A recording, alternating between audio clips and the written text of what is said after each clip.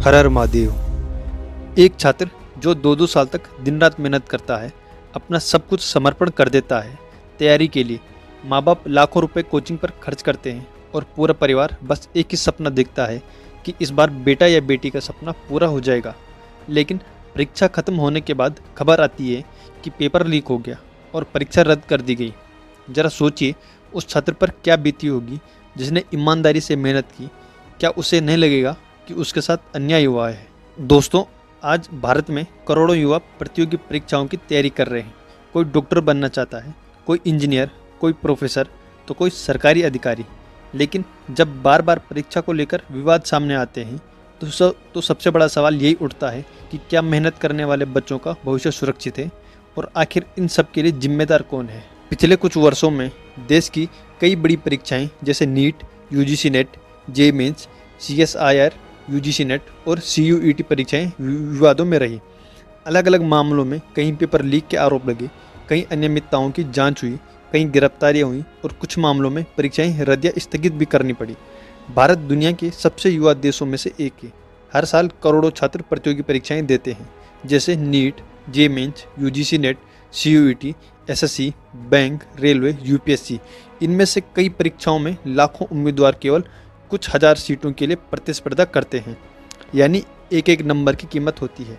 ऐसे में अगर किसी को गलत तरीके से प्रश्न पत्र पहले मिल जाए तो ईमानदार छात्रों के साथ अन्याय होता है। अगर पिछले कुछ वर्षों में हम पेपर लीक की घटना देखें तो 2021 में जेईई मेंस और नीट को लेकर सुरक्षा और अनियमितताओं पर सवाल उठे और उसी वर्ष 2021 में यूजीसी नेट के एक विषय को लेकर भी विवाद सामने आया। इसके बाद सबसे बड़ा विवाद 2024 में देखने को मिला। नीट परीक्षा के बाद प्रश्न पत्र लीक, ग्रेस मार्क्स और परीक्षा प्रक्रिया को लेकर देश भर में बहस छिड़ गई। कई राज्यों में जांच हुई, गिरफ्तारियां हुई और मामला सीबीआई तक पहुंचा। और इसी दौरान यूजीसी नेट की परीक्षा रद्द कर दी गई और सीएसआईआर यूजीसी नेट परीक्षा भी स्थगित करनी पड़ी। अभी नीट यूजीसी पेपर लीक हुए थे और उसके जस्ट बाद अभी यूजीसी नेट का पेपर भी लीक हुआ। इन सब घटनाओं के बाद नेशनल टेस्टिंग एजेंसी यानी कि एनटीए की कार्यप्रणाली पर भी सवाल उठते हैं। फिर सवाल यही है कि आखिर बार बार ऐसी स्थिति क्यों बनती है? तो इसके पीछे कई कारण हो सकते हैं, जैसे देश भर में लाखों अभ्यर्थियों के लिए बड़ी परीक्षा तंत्र, प्रश्न पत्रों की सुरक्षा, अंदरूनी मिलीभगत की संभावना होना, डिजिटल या भौतिक सुरक्षा की कमियां होना और संगठित नकल या पेपर लीक गिरोह। ये सभी चुनौतियां हैं। अगर किसी एक कारण में भी सुरक्षा कमज़ोर पड़ती है तो पूरी परीक्षा प्रभावित हो सकती है। लेकिन जब भी पेपर लीक होता है तो सबसे बड़ा नुकसान किसी नेता का नहीं, किसी अधिकारी का नहीं, बल्कि सबसे बड़ा नुकसान उस छात्र का होता है जो छोटे से गांव से निकलकर बड़े सपने लेकर शहर आया है। उसके पिता शायद किसान हैं या मजदूरी करते हैं या छोटी सी दुकान चलाते हैं। उन्होंने अपनी बचत बेटे या बेटी की पढ़ाई पर लगा दी और अब अगर परीक्षा दोबारा हो तो फिर से किराया, फिर से सफ़र, फिर से तैयारी और फिर से तनाव। यानी नुकसान सिर्फ पैसों का नहीं, समय और मानसिक दबाव का भी होता है। एक परीक्षा रद्द होने का मतलब है कि लाखों छात्रों को फिर से तैयारी करनी पड़ती है। मानसिक तनाव बढ़ता है, आर्थिक बोझ बढ़ता है और सबसे बड़ी बात कि परीक्षा व्यवस्था पर भरोसा कम होने लगता है। अब सवाल आता है कि आखिर जिम्मेदार कौन है? तो देखो, इसका जवाब किसी एक व्यक्ति या एक संस्था तक सीमित नहीं है। अगर पेपर लीक होता है तो उसकी जिम्मेदारी केवल एक कर्मचारी या एजेंसी की नहीं हो सकती।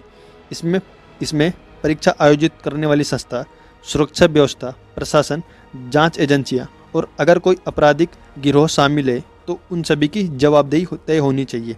जहां भी दोष सिद्ध हो वहां कानून के अनुसार सख्त कार्रवाई होनी चाहिए। सरकार ने भी इन घटनाओं के बाद परीक्षा सुरक्षा को मजबूत करने, जांच एजेंसी को सक्रिय करने और पेपर लीक से जुड़े मामलों पर कड़ी कार्रवाई की बात कही है। साथ ही पेपर लीक और सार्वजनिक परीक्षाओं में अनियमितताओं को रोकने के लिए नया कानून लाया गया ताकि भविष्य में ऐसी घटनाओं पर सख्त कार्रवाई हो सके। लेकिन केवल कानून बना देना ही काफ़ी नहीं है।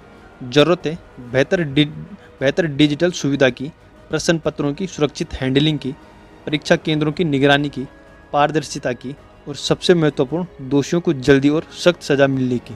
भारत दुनिया का सबसे युवा देश है। हर साल करोड़ों युवा प्रतियोगी परीक्षाएं देते हैं।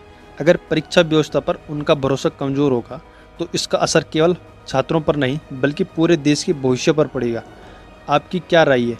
क्या मौजूदा व्यवस्था में और बड़े सुधार की ज़रूरत है? क्या पेपर लीक के मामलों में और सख्त कार्रवाई होनी चाहिए? अपनी राय कमेंट में ज़रूर बताइए। अगर वीडियो पसंद आई हो तो वीडियो को लाइक करें, शेयर करें और चैनल को सब्सक्राइब जरूर करें। मिलते हैं नेक्स्ट वीडियो में। जय हिंद, वंदे मातरम।